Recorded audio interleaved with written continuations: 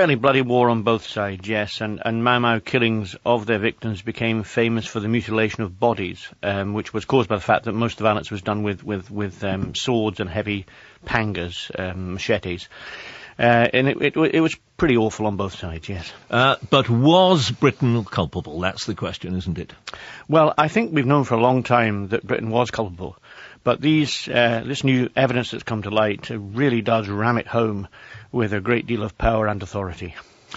Can you argue that all they were doing were defending themselves against a vicious, as they would have seen at the time, insurgency? No, because what happened was the administration in Kenya really got off the leash and started doing things that really required the suspension of the rule of law. Such as? Well, such as within the detention camps, they initiated systems of beatings and tortures that were designed to extract confessions from the inmates. Now, bear in mind, the people in these detention camps had committed no verified crime. They were arrested and put in detention without trial. Yet they were subjected to the most horrendous sets of tortures. And this would include beatings from the moment they arrived in the camp for several days, food deprivation, sleep deprivation. Women were regularly sexually assaulted in the camps, often by the camp warders who were, I think, improperly supervised. So it was a catalogue of things, and it was built into a system.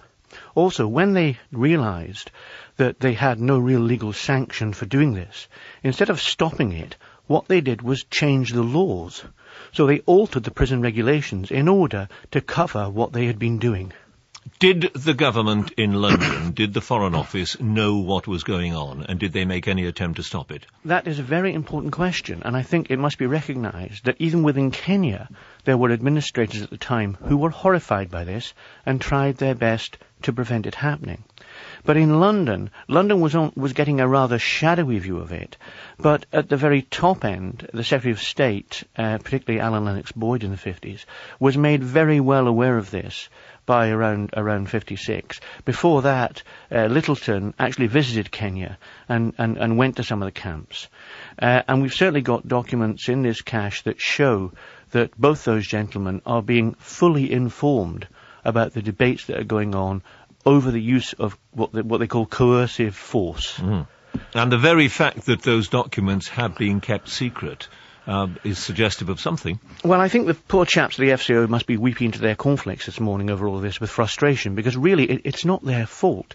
This was a conspiracy in the 1960s that's become a cock-up now, because what has happened since those documents were hidden away, and I think there was a conspiracy to hide them away at the time, is that since then the Foreign Office has rather lost track of their records.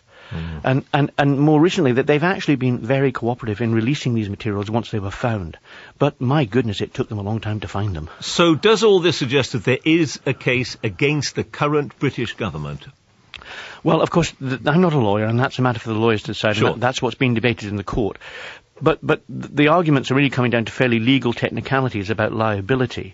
But to be quite candid and frank with you, on the basis of the evidence that we have, there is no doubt at all that we, the British, did these things. We are guilty as charged. There is no doubt about it.